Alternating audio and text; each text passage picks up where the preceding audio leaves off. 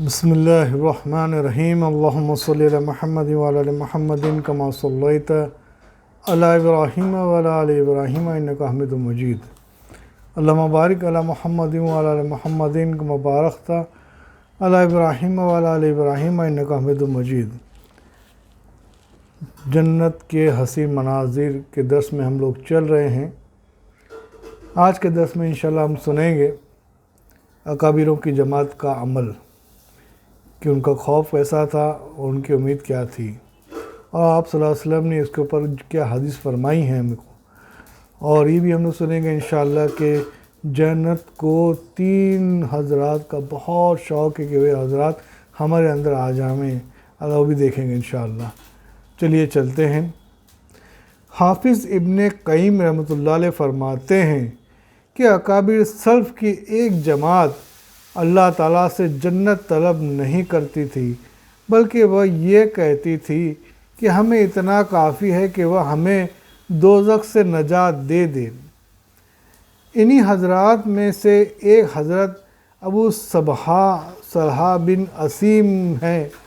انہوں نے ایک رات سحری تک نماز پڑھی، پھر اپنے ہاتھ اٹھائے اور کہا، اے اللہ مجھے دوزخ سے بچا، میری جیسا ضرورت کر سکتا ہے کہ وہ آپ سے جنت کی طلب کریں۔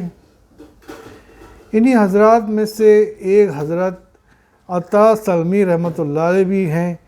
یہ بھی جنت کا سوال نہیں کرتے تھے۔ ان سے حضرت صالح العمری رضی اللہ رحمۃ اللہ علیہ نے عرض کیا کہ مجھے حضرت ابان نے حضرت انس بن مالک رضی اللہ عنہ سے حدیث کا بیان کرتے ہیں کہ جناب رسول اللہ صلی اللہ علیہ وسلم نے ارشاد فرمایا، جس کا ترجمہ ہے کہ قیامت کے دن اللہ جل شانہ فرشتوں سے ارشاد فرمائیں گے، میرے بندے کے اعمال نامے میں دیکھو، پس جس کو تم دیکھو کہ اس نے مجھ سے جنت طلب کی ہے تو میں اس کو جنت عطا کروں گا، اور جس نے میری ساتھ دوزخ سے پناہ مانگی ہے میں اس کو پناہ دوں گا۔ تو حضرت عطا نے جواب دیا، مجھے تو اتنا کافی ہے کہ وہ مجھے دوزخ سے بچا لے۔ اس پہ تنبیہ ہے، یہ بعض اکابرین کے خاص احوال ہیں جن پر خوف غالب تھا، ورنہ حکم الہی تو آپ کو اوپر کے حدیث میں بھی سن چکے ہیں اور سنے بھی ہیں کہ جنت کو بھی طلب کرنا چاہیے اور دوزخ سے پناہ بھی مانگنی چاہیے۔ یہ حضرات انبیاء کرام صلی اللہ علیہ وسلم کا یہ طریقہ نقل فرماتے ہیں۔ یہ انبیاء اکرام علیہ السلام نیک کاموں میں دوڑتے تھے اور جنت کی امید اور دوزخ کے خوف کے ساتھ ہماری عبادت کیا کرتے تھے اور ہمارے سامنے دب کے رہتے تھے۔ یہ اللہ تعالیٰ خود فرماتے ہیں سورہ انبیاء آیت نمبر 90۔ جنت کے 3 حضرات کا شوق، جنت کو 3 حضرات کا شوق آئے دیکھتے ہیں۔ حدیث حضرت انس بن مالک رضی اللہ عنہ سے روایت ہے کہ جناب رسول اللہ صلی اللہ علیہ وسلم نے ارشاد فرمایا کہ جنت حضرت علی رضی اللہ تعالیٰ عنہ، عمار بن یاسر اور اب حضرت سلمان فارسی رضی اللہ عنہ کا شوق رکھتی ہے۔ اللہ ہم کو بھی جو ایسی توفیق عطا فرمائے کہ ہم ان حضرات جیسے اعمال کریں تاکہ جنت بھی ہمارا شوق رکھے۔ آئیے چلتے ہیں۔ حضرت انس بن مالک رضی اللہ عنہ سے روایت ہے کہ جناب رسول اللہ صلی اللہ علیہ وسلم نے ارشاد فرمایا کہ جنت نفس کے ناپسندیدہ چیزوں کے پیچھے چھپائی گئی ہے، اور دوزخ خواہشات اور لذات نفس کے پیچھے چھپائی گئی ہے۔ اللہ ہم سب کو سمجھنے کی توفیق فرمائے۔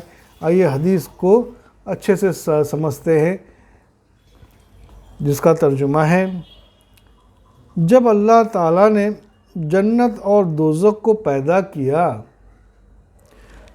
تو جبریل علیہ السلام کو بھیجا اور فرمایا تم جنت کو دیکھو، جو نعمتیں میں نے اس میں جنت والوں کے لیے تیار کی ہیں ان کو دیکھو۔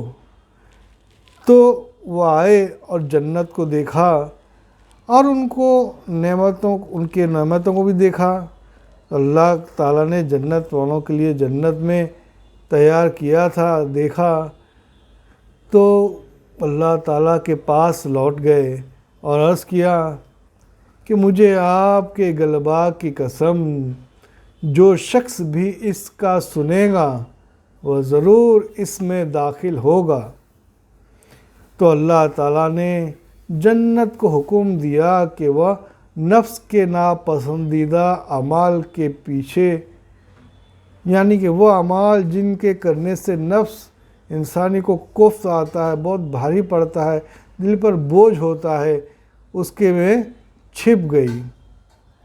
اللہ تعالیٰ نے حضرت جبریل علیہ السلام کو فرمایا کہ اب اس کے پاس پھر جائیں اور اس کو دیکھیں اور جو کچھ تکالیف اس کے رہنے والوں کے لیے تیار کی ہیں ان کو دیکھیں۔ حضور صلی اللہ علیہ وسلم فرماتے ہیں کہ جبریل پھر گئے اور دیکھا تو وہ ناپسندیدہ کاموں میں چھپ گئی ہے، تو وہ واپس اللہ میاں کے پاس لوٹ گئے اور عرض کیا کہ مجھے آپ کی عزت کی قسم، اب تو میں ڈرتا ہوں کہ اس میں کوئی ایک بھی داخل نہ ہو سکے گا۔ اللہ ہم سب کی حفاظت فرمائے کہ آج ہم جو کچھ بھی ڈوبے ہیں میرے دوست و بزرگوں، اپنے نفس کے اندر جو ہم لوگ مبتلا ہیں اس کے شکار ہیں، یہاں تک کہ علماء اکرام سے سنا ہے کہ ہم اپنے نفس کی عبادت کرنے لگ گئے ہیں۔ اللہ ہم سب کی حفاظت فرمائے۔ چلیے آگے چلتے ہیں۔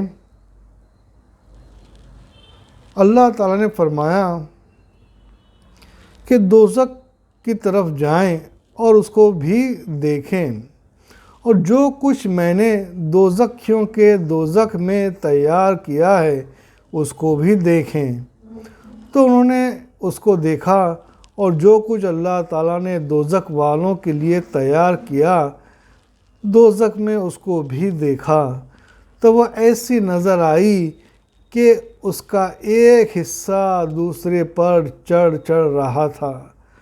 تو یہ واپس آئے اور عرض کیا مجھے آپ کے غلبہ کی قسم، جو بھی اس کا سنے گا اس میں داخل نہیں ہوگا۔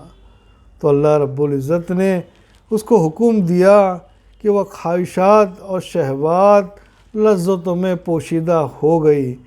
پھر جب جبریل نے اس کی طرف پھر لوٹ کر گئے اور دیکھا تو عرض کیا کہ مجھے آپ کے غلبہ کی قسم، مجھے پکا خوف ہے کہ اس میں سے کوئی بھی نجات نہیں پا سکے گا، ہر ایک اس میں داخل ہوگا۔ اللہ ہم سب کی حفاظت فرمائے۔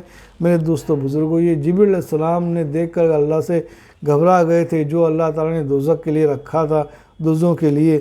ہم اپنے اعمال کی طرف دیکھیں، ہم نے اچھے اعمال کی طرف بھی دیکھیں اور برے اعمال کی طرف بھی دیکھیں، ہم کیا کر رہے ہیں اور کس سے اپنے آپ کو بچانے کی کوشش کر رہے ہیں۔ میرے دوستو بزرگوں، اللہ ہم سب کو جو ہے دونوں چیز کی توفیق عطا فرمائے، نیک اعمال کرنے کے لیے دوڑنے کی اور دوزخ سے گناہوں سے بچنے کی۔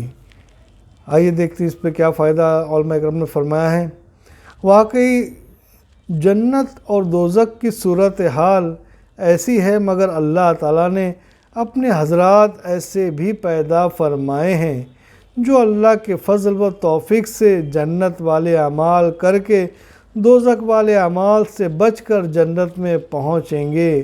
اللہ تعالیٰ ہم سب کو جنت کے اعلیٰ درجہ پر فائز فرمائے، آمین یا رب العالمین۔